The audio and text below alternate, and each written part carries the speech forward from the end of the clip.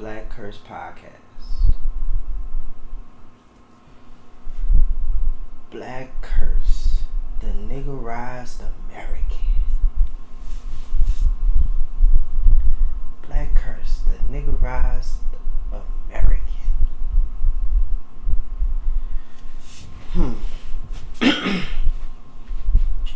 So right before the show, I would like to invite you to what I was listening to before I started recording.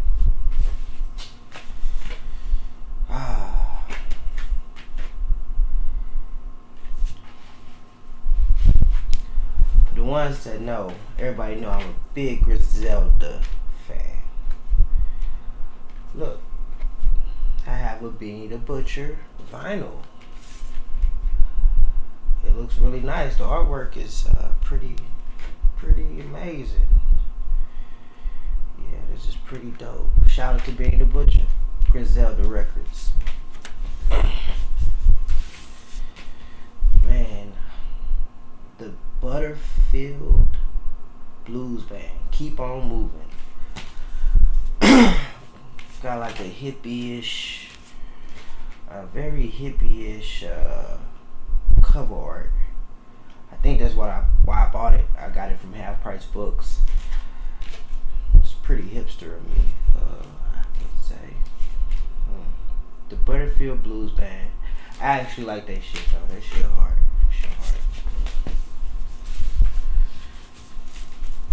The Chuck Wagon Gang. The Sunshine Special. I know my Savior cares. Blessed light, shine on. I'm bound to travel on. I'll be no stranger there. Love leads the way. Mighty close to heaven. After a while, wonderful. The Sunshine Special. Dreamboat. I don't know. Yeah. Got this, man. The Chuck Wagon Gang. So, man, like some country shit. I don't know. The Carters left their hometown, Lubbock, Texas. I don't know. It's like a local Lubbock, Texas, Fort Worth. The Chuck Wagon Gang. That's what I was listening to before I did this podcast. Then next we got Johnny Paycheck. Everybody's got a family. The West Texas Music Company. Boy. Look like a bunch of rednecks. That's what I was listening to before I started this podcast.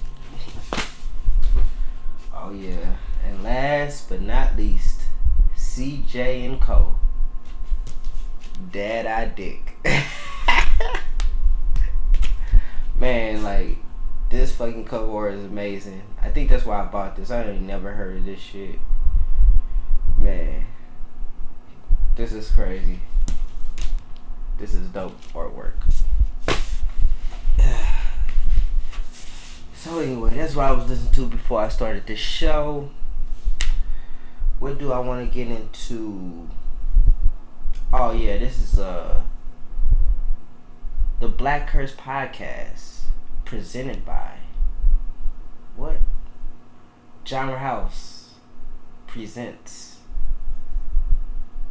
the BlackCurse oh shit. Genre House presents the BlackCurse podcast.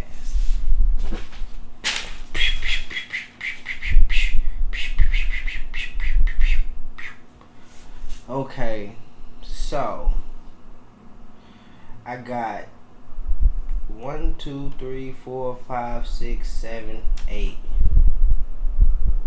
Got 8 topics.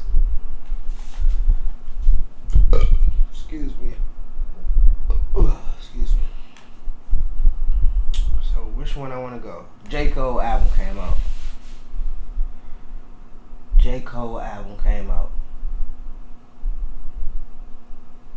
Yeah. The off season. I thought it was pretty good, man. I love the fact that like J. Cole, he kind of J. Cole always kind of makes music where like I'm in that vibe at that moment. Like I don't know how to put it, but like me and him, we be on the same vibes. Like for instance, in the beginning of the album, he played Killer Cam. You know what I mean? I've always been a Killer Cam fan. You know, I mean, he had Killer Cam. You know, doing it like introduction or whatever. But then like it's crazy because he played like Lil Jon and the East Side Boys at the end of the intro, and he got that throw your hood up, throw your clip up. I swear, like the last 2 months I've been playing like Lil Jon and the East Side Boys. Like I'm not bullshitting, and I thought that was just crazy that like he put that in, cause like I was in a very as far as music taste right now, I'm in a very nostalgic mood. Like as far as the music I want to hear, I'm not really into nothing new. I'm into like shit that remind me of my childhood, shit that just remind me of when I was younger. Like, and that's why I played Lil Jon and East Side Boys. I wasn't the biggest fan when they was out, but it was like just that element is something I grew up in, and I just wanted to listen to it or whatever. So it's crazy that Cole like kind of captured that moment that in hip hop that was the thing, you know what I mean? Like, and it was down south Midwest, but like Lil Jon and the East Side Boys, and it's like how easily forgotten they are, and like how much of an influence they had on the culture, you know what I mean? And I came up during that era, and it's like if you ask people about Lil Jon and the East Side Boys, they be like, oh, I ain't really feeling it, but that was a vibe and that was a hit. That was, I don't know, but he captured that. I've been listening to Lil Jon and the East Side Boys for the last 2 months, and it's crazy he put that in the intro. And that's why I said, like, I don't know, I always connect with Cole like in a crazy way like that. But yeah, that was it's a dope album, you know what I'm saying? You should definitely go check it out. Definitely go check it out. Guess I get on this one.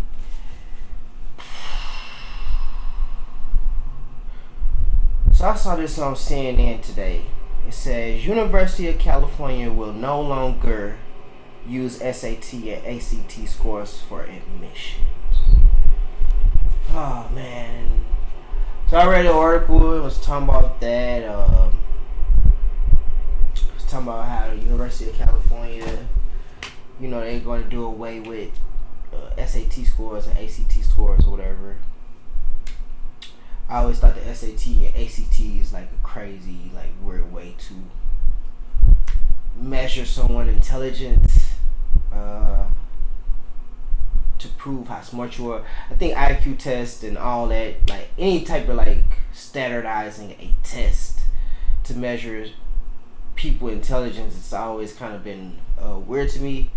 And I wasn't, as a kid, I wasn't in particular great at taking tests, or I just never got it. And I never got like, if I did bad on a test or whatever, that like somehow I wasn't that intelligent. Like, I don't know, it just never really, that type of like standardizing like intelligence has always been like a weird concept to me that I just don't comprehend. And I don't know, I just never get it. So I think that's cool that University of California is trying to do away with the SAT and ACT scores or whatever, and it's cool, I guess, you know what I'm saying. But I thought that was pretty interesting, you know. Schooling intelligence, man, all that shit is like crazy, you know, how they try to just measure intelligence or whatever. But they should definitely do away. And then they was kind of like SAT and ACT scores, they not like, I don't know, it's just, it fucks up like African Americans, and I don't know, it's just like some crazy shit to keep, like, I don't know how to explain it, like it's just weird. So anyway, yeah, it's pretty cool.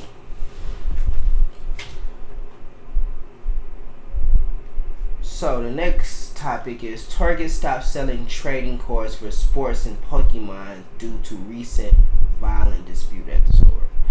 Oh, that's pretty crazy, man. Like, people are being fucking violent about trading sports cards and Pokemon, and I don't know. They was just in an article they were showing how like certain Pokemon cards sold for like hundreds of thousands of dollars and shit, and sports cards like Michael Jordan card and the bidding war was like some ridiculous amount just for a baseball card or whatever. I was like, man, that's crazy. That's crazy that people fight up, but those, I guess they are very valuable. I'm always intrigued by the fact that like some type of like that's like a celebrity or NBA player, a social like any like Pokemon, like a social something that's just created is like worth so much. Just the basketball court is worth so much. You know what I mean? Like that's just like crazy to me. Like it's like a social engineering thing for basketball courts to be worth hundreds of thousands of dollars. You know what I mean? Like that's just crazy. That's like a social thing. Like like basketball games going like it's so entertainment. We watch them, and as a basketball player, they take a picture of him and they put him on the court, and that's valued at hundreds of thousands of dollars based off of how he plays sports. You know what I mean? It's not like a natural resource. You know what I mean? Like it's some natural resources that court is worth more than. You know what I mean? Like I don't know. It's just crazy how that works. And it's just from like social engineering, like people being into sports, like I don't know, it's just like a social thing. It's an entertainment type of thing, and it's worth so much for a card. It's pretty dope. Pretty crazy when you think about it. Violent extremists on the rise in the U.S. Yeah, I was reading another article on CNN. It was saying like violent, like people who have these racial white supremacist groups or attacking people, and it goes out the study from 2019, and then they're saying that in 2019 there was like a spike in violent crimes, racist like extreme crimes or whatever in 2019, and they believe due to like everything that was going on, pandemic, all the racial injustice things that was going on that was all over the news. They were saying that they believe that racial extremes are going to spike. You know what I'm saying, because of all these diverse point of views or opinions about race and about different ideologies, that people are going to start clashing over this. And they believe they're going to be a lot of, and the article said lone wolf, like people who are just on their own without even no type of plot with other groups. It's just lone extremists that are going to hurt innocent people. So all people of color be very on the lookout for that, because you see they're attacking Asians. They've been attacking black people. So just be very aware of that. Be on guard. Be very mindful when you're out in the world, especially with your kids and with your family and with your loved ones. You got to be very observant of things like that. So be very aware of that. You know what I'm saying? Know what I mean? So, yeah, that's crazy. You know what I'm saying? That's really, really, really crazy.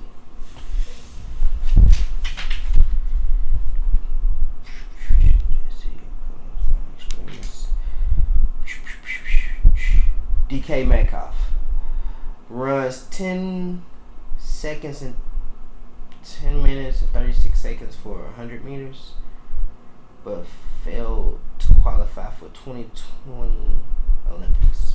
Oh man, so the boy DK Metcalf, Seattle Seahawk, pretty good, man. I remember they showed that one clip where he was at the end of the field. I think it was like an interception or fumble, and he hawked this other dude down. Like it was crazy, like how they show how fast he ran to stop someone from scoring a touchdown from coming from the other end of the court.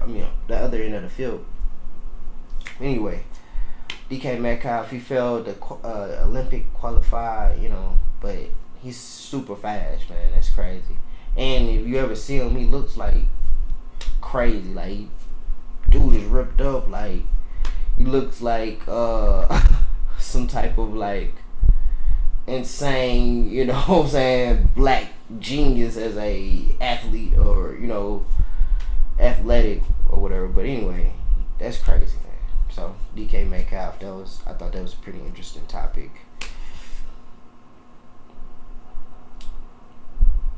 Oscar 100 versus Charleston White. Oh man, that is funny. That is a funny one. If you don't know it, like, Charleston White is this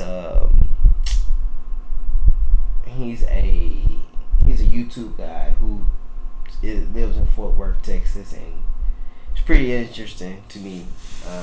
It's like ignorance mixed with black consciousness at its finest. Like, it's like, I don't know, you know what I'm saying? You can tell that he does the ignorant shit for like entertainment, to entertain, to keep, I don't know, to like shock value. To me, this is what I think, like, for shock value. But when I listen to Charleston White, like, some of his things that he say and ideals, you know what I'm saying, that he present, I'll just be like, bro, so pro-black and so trying to give a message through entertainment. And he's doing a great job to me. I think he's really, like, cool, you know what I mean? Then Bosco 100 is this blood from, what is it, Queen Street, I don't know, he like in LA, Inglewood. So anyway, he's a YouTube guy, you know what I'm saying? He just had a fight with Gonzo. He's like a YouTube guy. But anyway, they got into like a little heated back and forth. And Charleston White, his thing was, use a gangbanger who do all these like mischievous things in black communities. Like, you're a gang member, you're a part of the problem, you're a part of the situation, you know what I mean? And they got this back and forth, and I just always think it's cool that, like, I think it's cool that Charleston White speaks on that, like, that he talks about that gangbangers and what they stand for. I don't know, it's crazy, you know what I mean? And then, one of the things that Charleston White brought up is, like, black gangs, like Crips or Bloods, like, I don't never hear of them going against mafia people.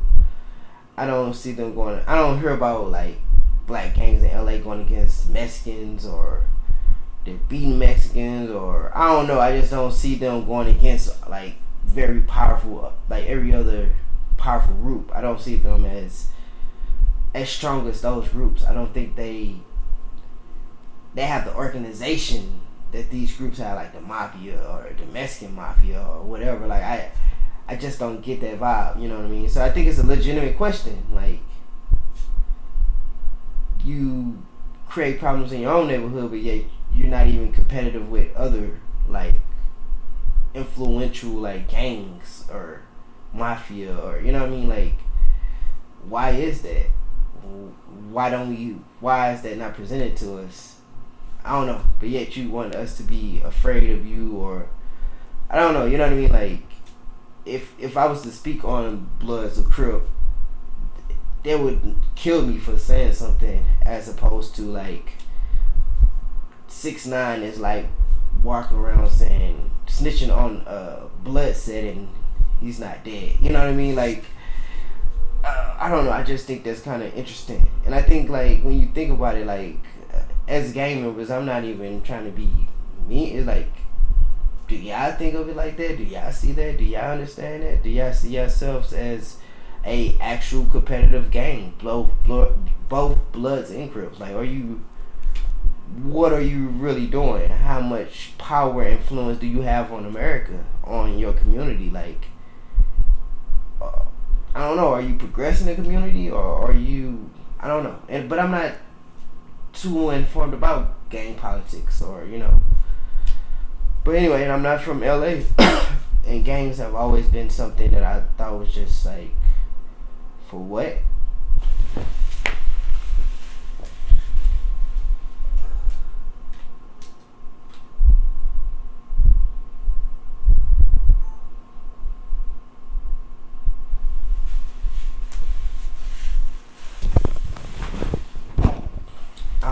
what, like, why are we, I don't know, you know. So I guess I'm asking, do you guys think black gangs are as powerful as other gangs, as other mafia type gangs of, like, like, put it this way, whatever, if you think the mob is the strongest, you know what I mean, in the way the mob is portrayed, and the way, like, the things about the mob, you know what I'm saying, do you think Crips and Blood are on that level? Or do you think it's like levels to it? And why make that be? Why do we view Crips and Bloods in the way we view them as opposed to the way in which we view, the mob? And I just, like, think about it, like, you know what I mean? But anyway, Charleston White, he made a lot of great points about that to me, like, you know what I'm saying? Yeah, I don't know, y'all don't even shoot back at cops.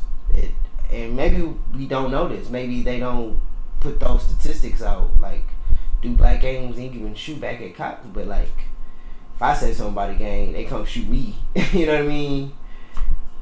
I don't know, like, it just doesn't, it just doesn't make sense. It's like, I don't know, what are black gangs and how do you view them? Like, what are they? You know what I'm saying? Like, are they real? Or, like, are you really that powerful? Are you really that strong? Should we really even fear you?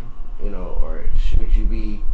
And I may say that and end up in the box, but I'm just saying, like, really though, like, I'm nobody. You kill me, you don't gain nothing from it. The person's gonna go to jail for like 100 years, and if they don't, they're going to jail for some type of time. But because of, I don't know, if I say that, like, just asking a real question, are you guys legitimate, competitive? Like, are y'all competitive with, like, other gangs? Like, you know what I'm saying? If you're not, what's the point of you doing it? What is the goal? What is the, Anyway, so I think, the Bosco 100 versus Charleston White is a very interesting thing. People call Charleston White a contradiction, but I get it. I get them. I get the point. You know what I mean? It's a message behind it all. So I think it's cool. And then, like I said, Bosco 100, he's funny to me. I tap in, like, cause he's funny to me. Like, he's really funny, like, hilarious. So, like, I mess with Bosco 100. I think I like it though. I like the conversation it sparks. I like the back and forth. You know what I'm saying? Like, it's entertainment and it's also educational as well. You know what I mean? Because you get two totally different perspectives about gang culture, and, like, with Charleston White, he gives you his point of view of gang culture, and then, like, Bosco 100 presents gang culture, and you know what I mean. It's like a difference. It's different of understanding. It's like great content. It's great media. You know what I'm saying? And I feel like, honestly, in a weird kind of way, like, if we were to examine, like, Bosco 100 and Charleston White, like, essays could be written on that shit, like, because it's two different perspectives. It's two different mentalities going on at the same time, and they're both black men. You know what I mean? So it's a great conversation if you pay attention to the back and forth. You know what I mean? Like, it's really cool to me. But anyway, that's what I think. It's crazy.